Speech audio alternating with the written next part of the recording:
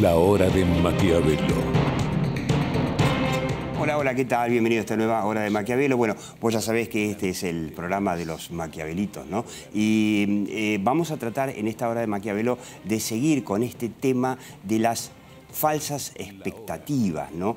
Que hace varios programas estábamos explicando que nos preocupaba cómo el gobierno, al negarse a presentar un plan, ahora el presidente Alberto Fernández dijo que es una especie de, admitió que es una especie de juego de póker. No sé si eso será bueno para las negociaciones con la deuda, admitir que estás jugando a un póker. Por ahí un buen jugador juega al póker y no dice que lo está haciendo. Lo cierto es que, parte de ese póker es esconder el plan económico. No sabemos si el plan económico se esconde porque, en una de esas en el Instituto Patria podría llegar a bochárselo antes de nacer. Podría ser, pero lo cierto es que no es que, como decíamos, y te recomiendo mi última columna en Infobae, en donde explicábamos, son solo los inversores en Wall Street que necesitan ver un plan económico. Nos vamos a preguntar, Doña Rosa, como le decía Bernardo Neustadt, ¿también necesita un plan económico? La opinión pública se forma, como decía Durán Barba, solamente abajo y el círculo rojo vive otro mundo, o lo que opinan, se entusiasman o se desentusiasman los empresarios, las pymes y por supuesto también los inversores aquí y en Wall Street, si querés, también, son importantes para generar inversiones, para que gente que consume, más allá de las tarjetas alimentarias, decida consumir, comprarse un auto, no sé, mudarse. Entonces la pregunta es, ¿esto de no tener plan es buen negocio? Estuvo el presidente Fernández, una excelente y exitosa gira por Europa, muy exitoso también la foto que vimos de Donald Trump con el nuevo embajador Argüello. La verdad, Argentina se le alinean los planetas, y muy interesante el ministro Guzmán, tratando de hacer una negociación más seria, digamos, más, si se quiere, más de país serio que lo que hizo Argentina en los años 2000, ¿no? Con recordarán, ahí lo tenemos a Guzmán con Kristalina Georgieva, la jefa del FMI. Recordemos lo que fue el fugaz presidente Rodríguez Sá, vanagloriándose de que íbamos a defoltear la deuda, y el Congreso, la Asamblea a pleno, con el 80% de nuestros legisladores aplaudiendo como si fuese una fiesta. Todo eso quedó en la memoria del mundo y es bueno que el ministro Guzmán quiera hacer una negociación seria. Después veremos si esto de presentar el tema de la deuda como una cosa tan seria, cuando en realidad, como explicamos en el programa pasado, el problema de la Argentina no es tanto la deuda, sino la acumulación de vencimientos en muy corto plazo, muy altos, que para un país que hace 10 años que no sale de la crisis, obviamente que le resulta complejo pagar, y el mundo entero quiere apoyar a la Argentina y facilitarle los plazos de pagos, obviamente. Ahora, en el medio de esto lo tuvimos al gobernador bonaerense Axel Kicillof, el hombre evidentemente no puede dejar sus costumbres de presidente de centro de estudiantes, ¿no? Primero salió con la bravuconada esta de decir no tenemos plata, no vamos a pagar, a pesar de que todo el mundo le decía, pero la plata está, la plata te la dejaron para pagar este vencimiento, espérate que resolvamos el resto de la deuda. Finalmente, después de intentar un aplazo en el pago, no consiguió el apoyo y finalmente terminó pagando. Por supuesto que Kicillof se llenó de memes en las redes sociales porque, interesante, en París, el ministro Guzmán terminó diciendo, Bueno, al final, la negociación que había cerrado Kicillof, ministro de Economía, allá por el 2014, con el Club de París, fue un desastre. Y tenemos que pedir reprogramarla. Recordemos también con el caso de Repsol, donde Kicillof había dicho no solamente no les vamos a pagar un peso, sino que ellos nos van a pagar a nosotros. Finalmente Argentina le pagó a Repsol, según los mercados internacionales, mucho más que lo que debía haberle pagado.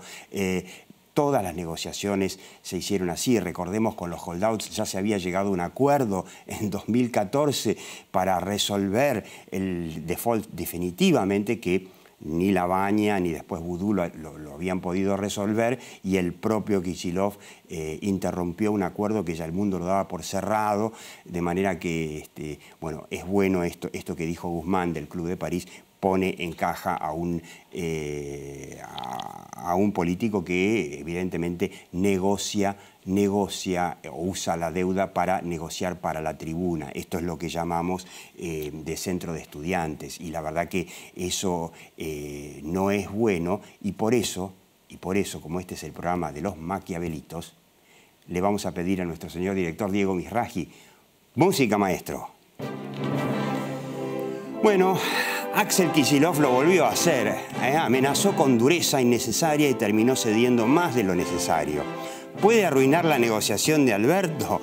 Bueno, por eso a don Axel Kicillof, al que nunca lo teníamos en el radar de los Maquiavelitos, le vamos a dar nada más que 2 Maquiavelitos flojón, pero se los puede llevar a La Plata o a su casa en Parque Chas. Ahora está viviendo en algún otro lado de la provincia, no sé si en algún country. Es flojo, ¿no? Cuando se negocia para la tribuna local, se arruina la imagen y la reputación de todo un país. Entonces, quizá, y de eso vamos a hablar en esta hora de Maquiavelo, se requiera un poco más de seriedad hacia la opinión pública, decirle la verdad y no llenarlo de consignas estudiantiles de que la deuda la usaron para pagar y qué sé yo y qué sé cuánto. Muchachos, la deuda que Macri tomó con los privados y con el fondo, ¿sabes para qué se usó? Para no hacer el ajuste que le dejó por el déficit enorme que le dejó Cristina y Kicillof. Esa es la triste verdad. Si vamos con la verdad y no negociamos para la tribuna, quizá tengamos más éxito. Quédate en esta hora de Maquiavelo imperdible.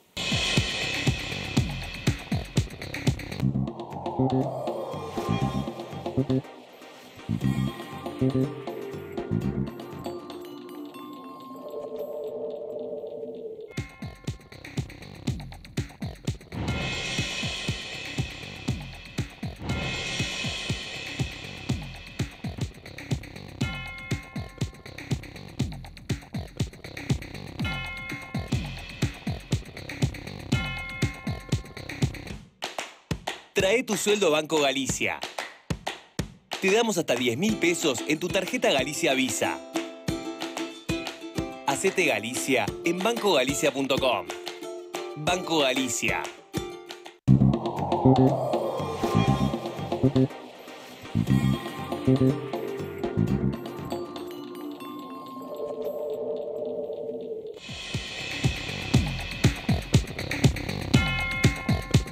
Un lujo lo tenemos a Diego Reynoso de la Universidad de San Andrés y del CONICET, que hizo una de las encuestas más nuevas que están circulando, muy interesante, y tenemos el honor de tenerlo a Gustavo Segré, que es un economista argentino que vive en Brasil y que es fascinante lo que está haciendo, un trabajo de esclarecimiento en las redes sociales sobre, yo lo defino así, explica todo lo que debió haber explicado Mauricio Macri durante los 4 años de frustrado gobierno y que Durán Barba no le dejó. Empezamos, Diego, a mí me llamó la atención de la encuesta de San Andrés, que está bien, Alberto, pero yo veo, o me equivoco, que las expectativas para un gobierno que recién empieza están muy flojas. Te leo lo que yo leo, sí. ¿no? ¿cuál diría usted que es el nivel de satisfacción de cómo marcha el país? Y el muy insatisfecho y algo insatisfecho es lo que está ganando con 56%. Sí, la insatisfacción siempre fue alta en Argentina. Es mejor dato ver la aprobación que la satisfacción. A ver, pero sigamos con el próximo, sí, porque ahí te muestra, ¿no? Ahí se ve qué pasa a nivel social. Y en julio hubo un quiebre, ¿no? Ahí cambian las coaliciones. Esto te explica probablemente el triunfo de Alberto Fernández y la derrota de Mauricio Macri, ¿no? Los ABC1 la clase baja empiezan a levantar sus expectativas y el ABC1 se va a volver cada vez más insatisfecho respecto de cómo marchan las cosas, ¿no? No su situación personal, sino cómo marchan las cosas. Yo digo porque esto hace las expectativas y a ver, en el ABC1 están los tipos que terminan comprando, invirtiendo. Claro. Es el ABC1, hay que aclarar a la población, es el 5% nada más de toda la población argentina. Claro. ¿Sí? Después tenés casi un 40, ponele. De clase media. De C2 y C3, aproximadamente. Que está ¿no? planchado, digamos, claro, podemos decir que sí, está planchado. Sí. Y después tenés un 55 que va, digamos, de D1, D2 y, bueno, más abajo, ¿no? Bien, veamos el próximo. Bueno, la aprobación de gestión está bien, ¿no? Esto, te iba a decir, 50%. Y la imagen de Alberto Fernández está en el 52%. Esto es un dato favorable. Alberto Fernández hace 6 meses no solo no tenía penetración, digamos, no lo conocían, sino que su imagen estaba en el 30 y pico. O sea que tuvo un crecimiento muy favorable. Hoy es el político con mejor imagen del país. Bien, bien. Ahora, comparado con Macri. Esto te quería decir, cuando Macri arranca, más o menos para esta época, estaba en 66, 68, claro, y en febrero ya estaba en 70 y pico. Claro, en marzo, Macri ya estaba en 52 de nuevo. Claro. Marzo, abril, mayo, perdón. Por hacerles caso a Durán Barba, que había que ir con el gradualismo. Entonces, ¿qué pasa? Acá hay 2 lecturas posibles. Uno, primero, la opinión pública ya no está dando crédito simplemente por tener esperanzas y expectativas, que fue lo que pasó con Macri. No tenía muy claro qué iba a pasar, pero estaba muy... incluso gente que no lo había votado a Mauricio Macri, ¿no? Sí, claro, porque a ver, tenía una alta expectativa. Más del 60% de imagen positiva, porque había gente que no lo votó, obviamente. Hoy tenés más o menos estabilizado en los que lo votaron, digamos, ¿no? El 99% de los que lo votaron a Alberto Fernández lo apoya, y un 38% que lo desaprueba, que es más o menos lo que lo votó a Macri, 41%, no lo aprueba. Entonces más 3 de Spert y de... Claro, está todavía anclado en más o menos el voto. Se está despegando un poco Alberto Fernández, ya nosotros estamos registrando, a nosotros nos responde casi un 20% de los que votaron a Macri que dicen que lo aprueban, aunque están insatisfechos, pero todavía está ahí. No tiene el plus de la luna de miel, digamos. Es un segundo matrimonio este. Claro. Ya no tenés la ilusión del primero. Quiero que veamos el que sigue. Porque acá esto habla de las expectativas dentro de un año, situación personal, situación del país. Vamos a la situación del país. Nuevamente, que va a estar peor el 25% o que va a estar igual, que es igual de malo, 16%. Solamente el 42% cree que va a estar mejor. No, pero esto es muchísimo. Hace 4 meses era el 17%. Claro, pero bueno, porque era el gobierno de Macri, la verdad que las expectativas eran por eso te digo, espantosas. Acá lo que estás registrando es un cambio de expectativas producto de la llegada del gobierno. Pero si no me equivoco, cuando volvamos a cuando asumió Macri, las expectativas estaban arriba del 60%. Sí, claro, por supuesto. Por eso te digo, no tiene el crédito, no tiene ese plus de luna de miel con el que llegó Macri, ¿no? En estos 4 años se gastó ese crédito en la opinión pública. No solamente Macri se lo gastó, sino se lo gastó Se lo gastó a la política Macri. No se lo gastó solo a Cambiemos, se lo gastó a la política. Entonces, yo creo que este es el desafío que tiene Alberto Fernández. Claro. Tiene el crédito que tiene, que es bastante comparativamente con hace 3 meses, pero no tiene ese plus cheque en blanco. La gente está a la expectativa de ver, cómo se resuelven algunas cosas. Dígame si me equivoco. Deuda, cuestión social, cuestión salarial, dígame inflación. si me equivoco, pero esto de ocultar el plan y de decir, primero negociamos lo de la deuda y después se arregla todo, cosa que muchos economistas, empresarios están diciendo, resolviste lo de la deuda, todos los problemas de Argentina siguen estando ahí. Que esto es por ahí no es la mejor idea no solamente para la opinión pública, sino también para la economía del país. ¿Qué opinan? A mí me interesaría hacer ese comentario en función de esto. Cuando vos ves en el primer año de gobierno, los primeros meses de gobierno, que un presidente tiene una visión positiva, es solo por expectativa. No puede haber nada que te haga cambiar en un mes o en poco tiempo y decir, no, ahora estamos bárbaros. Ves un montón de gente en la costa y atribuye a que, no, ayer me decía una persona de Villa Gesell, dice, no, en realidad porque ve que de acá a 6 meses no le va a aumentar la luz. No, nadie gasta ahora por lo que va a tener de acá a 6 meses. Lo que sí imagina es, cambió el gobierno y me genera una expectativa esto de algo nuevo. Cuando vos analizás efectivamente lo que debería ser el análisis de aprobación de un presidente que tiene que colocar las cosas nuevamente encarriladas, solo podría ser negativa. O sea, vos tenés, ¿qué es lo que vos pensás del presidente? Tiene que hacer ajuste. Cuando algún presidente tiene que hacer ajuste, nunca la aprobación va a ser elevada, porque me están tocando el bolsillo.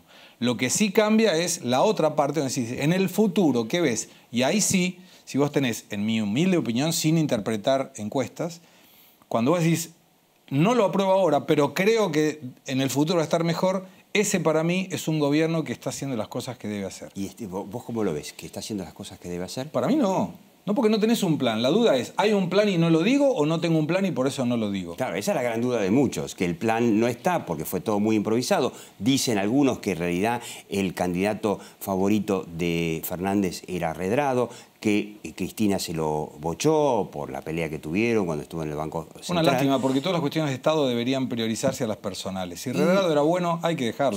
Sobre todo, muchachos, a ver, si a Cristina lo que más le interesa es sacarse de encima el tema judicial y todo eso, es mucho más fácil, con la gente entusiasmada, con una economía bárbara que se invierte y que crece y que baja la inflación, mucho más fácil, ¿no? Obvio, sí, claro. Pero vos fíjate que cuando se criticaba siendo oposición, que hoy es gobierno, era oposición, criticaba la toma del préstamo del FMI. Si fuera tan fácil, yo creo que podría tomar de fondos de inversiones el valor del FMI, le paga al FMI y negocia con los fondos de inversión. No es así. El 30% del dinero en el mundo está con tasa negativa. Claro. O sea, vos pones $100 y te devuelven 99.75. Como que el mundo está esperando que Argentina se ordene para empezar. No están esperándonos a nosotros. No. Pero vos fíjate que en esas circunstancias, yo te digo, yo pongo 100 y de acá a un año me dan 99.75, sería muy fácil conseguir que me presten 100 para que vuelva a 101. Claro. Pero no me lo dan. ¿Y por qué no me lo dan? ¿Por qué a Argentina no se lo dan? Porque históricamente no pagamos y porque no atacamos la causa. Si vos, ahí vamos a las causas. O cualquiera de nosotros vamos a pedir un préstamo en cualquier lado, lo primero que me van a hacer es decir, ¿cómo vos me lo vas a devolver? Claro. Y te lo voy a devolver porque gano 10 y gasto 8. Me sobran 2 y con esos 2 te los pago. Te pago un poco de capital, un poco de interés, en determinado tiempo no te debo más nada. Nosotros en nuestra historia, sobre 119 años, solamente 10 años tuvimos superávit fiscal, el resto no tuvimos. Entonces es como si en nuestra vida el 90% gastamos más. Los países normales no tienen superávit fiscal y los países normales no pagan sus deudas, sino que lo que hacen simplemente es emitir nueva deuda para pagar la vieja. Está bien, pero ahí entra el factor de confianza. Argentina es un país que está fuera del mundo. La gente que te presta plata no quiere que le devuelvas la plata, quiere que le pagues los intereses y no tener el riesgo de que no se la devuelvas. Claro. Ese es el objetivo. Claro. Nadie hace plata no prestándola. El banco te presta plata y si vos se la devolvés, se la presta a otro y es el negocio. El problema con nosotros es que en 60 años hicimos 27 acuerdos con el Fondo Monetario. Históricamente dijimos que no íbamos a pagar porque hacíamos pito catalán, porque somos argentinos y nosotros no vamos a pagar. Y después aparece Kicillof que te dice, no voy a pagar, pero termina pagando más de lo que debía pagar, con lo cual nadie nos quiere prestar. Cuando nos prestan, no nos creen que no le vamos a pagar. Y si no le pagamos, terminamos pagando más de lo que debíamos pagar. Entonces, yo creo que el problema está en la causa. ¿Y la causa qué es? Hay que bajar el gasto público. No te digo que deberíamos tener históricos superávit fiscales, pero el país como una empresa, como una persona, se rige en función de la economía que genera. Sobre todo porque si vos tenés déficit, es como si vos pidieras préstamo para pagar la cuenta de luz. Claro. Nunca vas a salir de esa realidad. Yo quiero que vean, porque Gustavo Segre está haciendo una tarea fantástica, mostrando simplemente en YouTube explicando lo que tendría que haber explicado Macri, de por qué la Argentina nunca sale del pozo y estamos en una crisis de 80 años y nadie entiende. Es más, Angela Merkel preguntándole a Alberto Fernández, escúchame, ¿qué es el peronismo? Porque nadie lo entiende. Claro. Porque estaba Menem, pero por otro lado estaba Cristina. Quiero que escuchemos un segundo a Gustavo. En los últimos días, mucha gente me preguntó si era verdad que los sindicatos brasileños habían perdido hasta el 90% de su recaudación. La respuesta es sí, y esto tiene que ver con la reforma de la ley laboral del año 2017, en donde el aporte sindical dejó de ser obligatorio para ser voluntario. El 0,26%, que era el aporte anual de cada empleado, dejó de ser obligatorio para él, y cada uno pagaría si el servicio del sindicato correspondía a la expectativa de aquel que tenía que pagar la cuota sindical. En Argentina el pago es obligatorio. Cada empleado paga el 1 al 3% de su sueldo y si no es sindicalizado, a través de la cuota de solidaridad, paga entre el 2 y el 3%. Tienen la vaca atada. Sería como si en tu empresa o en la mía el cliente tuviera la obligación de comprarnos a nosotros todos los meses, indiferente si el producto o el servicio es de buena o es de mala calidad. Los modelos de Argentina y de Brasil, tanto en lo laboral como en lo sindical, están enfrentados. El tiempo podrá determinar quién está mejor en la foto, pero lo cierto es que mientras que en Argentina el sindicato de camiones corta las vías del tren sin entender que si no se bajan los costos no habrá carga ni para el tren ni para el camión, en Brasil se ha liberado para la concesión de 2 vías férreas que van a unir de punta a punta todo el territorio brasileño y que además van a permitir el ingreso al Estado de 12.880 millones de dólares. Era un ejemplo, ¿no? Sí. De todas esas cosas que hay que explicar.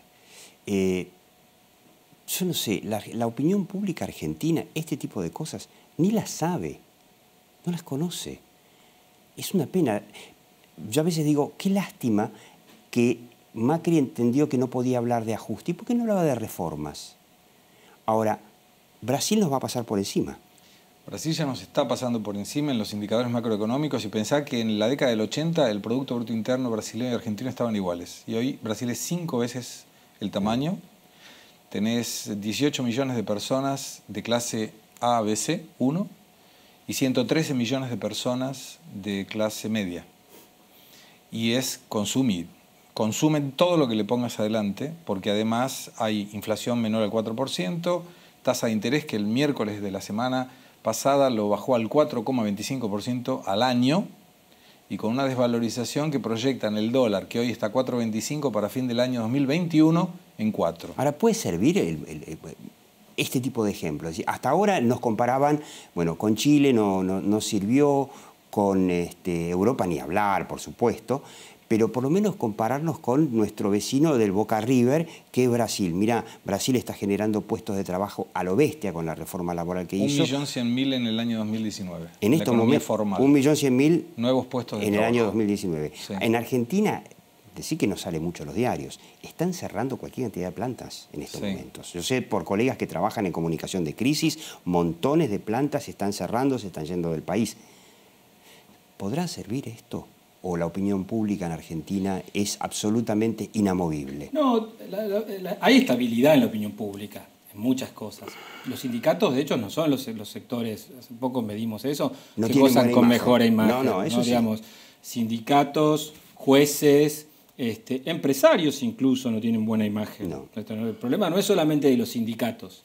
A los empresarios la opinión pública tampoco les cree ni tiene confianza. Probablemente el sector productivo, los sectores que más confianza despiertan en la opinión pública son las pymes, son los pequeños y medianos empresarios, ¿no? Que no tienen voz. Que las pymes no tienen voz, porque en Argentina la única voz en teoría de las pymes es una cosa que se llama CAME, que en el fondo la CAME es una franquicia de un sindicato, del sindicato de Cavalieri. Entonces defienden en el fondo los intereses de los sindicalistas y no de las pymes, obviamente. Así que entonces me parece que ahí hay para trabajar. ¿Qué sucede? Independientemente de que yo coincido que hay que hacer muchas reformas, que incluso los liderazgos de los sindicatos, algunas ideas acerca de cómo se vinculan los sindicatos con la producción y con el Estado entorpecen los cambios tecnológicos. Los cambios tecnológicos hicieron que dinamizaron digamos, los modelos productivos que no son los de la década del 40, del 50 y que hay que ayornar. Yo de todas maneras creo que una economía y una sociedad sana es la que tiene sindicatos que justamente permiten que el capital y el trabajo puedan negociar de manera, digamos, más equilibrada. Porque cuando vos tenés sindicatos débiles, el trabajo no tiene chance de negociar con el capital. Pero comparado con los países que yo conozco, y me imagino que Brasil también por esto, me parece como que en Argentina la situación es al revés, donde los que tienen el poder son los sindicatos y hasta ahora lo que han logrado es que el único empleador sea hoy el Estado. Hace 20 años que no contratan los privados. Estamos de acuerdo. Los sindicatos en Argentina son fuertes. Eso explica dos cosas. Uno, que los trabajadores argentinos comparativamente también tienen derechos y están mejor que muchos otros trabajadores de América Latina. ¿Están mejor? Pero también, sí, un trabajador... por ejemplo, siempre comparo la Bolivia, desigualdad. Con Bolivia. Yo trabajaba... No, con México incluso. Mirá, yo trabajaba en un mismo centro de investigación, no importa cuál, de investigación que tiene una sede en México y otra sede en Argentina. La diferencia del salario entre el director y el salario más chico en México era 30 veces y la diferencia en Argentina era 5, 6 veces nada más. Entonces, quiero decir, esto también es producto de que vos tenés sindicatos fuertes. Ahora, sin perder esto, que es decir, la posibilidad de que la desigualdad no sea tan naturalizada como se naturaliza en otros países, sí hay que ayornar, me parece, el rol que tienen los sindicatos, porque así como garantizan estos, también introducen muchas rigideces, ¿no? Claro. Por ejemplo, el tema del empleo. Vos decías, hay empresarios que dicen, bueno, ponele que empieza a crecer el consumo, ponele que tengo más demanda, pero tienen que hacer cuentas, viste, en el Excel para ver los riesgos que van a tomar a la hora de contratar a alguien. Claro, ¿no? Nadie que quiere emprender algo puede decir, che, yo tomo un empleado, lo tomo por un año para ver si funciona o no funciona. Te dicen, no, ya lo tomaste y tenés una rigidez enorme. Tenés que pagar cargas sociales que son las más altas del mundo. Además eso genera informalidad. Claro. Que termina complicando al empleado también. Sí, porque terminás arreglando, porque en un nivel de alto nivel de desempleo hay mucha gente que acepta otras condiciones fuera de la ley para poder tener empleo. Obvio. Y además eso le genera que pierda derechos, que el día de mañana no tenga actitudes indemnizatorias. Sobre la informalidad, yo conozco muchos pymes que te dicen, no, yo no voy a contratar a nadie de manera informal, porque después tengo que afrontar unos juicios espantosos. Entonces, ¿cuál es el resultado? Por más que vea que tengo negocio, no tomo a nadie. Y bueno, es una lástima eso, porque además no permite el crecimiento. Pero fíjate que si hubiera una reforma de flexibilización, no hay ningún empresario que eche al que produce. No existe. No existe. Y de la misma manera que si nosotros somos empleados... Al que aprendió a hacer algo, pero vos lo querés retener, ¿no? Obvio. Pero vos fíjate que ayer estaba dando una conferencia y le pregunto a la gente que estaba participando, si alguien viene y le ofrece el doble de sueldo por lo que ustedes están haciendo hoy en la competencia, ¿van? Todos te dicen que sí. Obvio, sí. Es el mismo derecho que tiene el empresario de contratar a alguien pagándole menos para hacer lo que ustedes están haciendo. Es el mismo derecho. Pero absolutamente. Por algo, en Argentina, el único empleador hoy en día, desde hace muchos años, es el Estado. Y por 18 años duplicó el tamaño, sin haber duplicado la cantidad de servicios. Por eso quebró. Diego Reynoso, Gustavo Segre, bueno, felicitaciones por el trabajo realmente muy valioso lo que estás haciendo. Con mi hija lo estoy haciendo. Ah, mira, muy bien. Hasta la próxima Hora de Maquiavelo. Chau.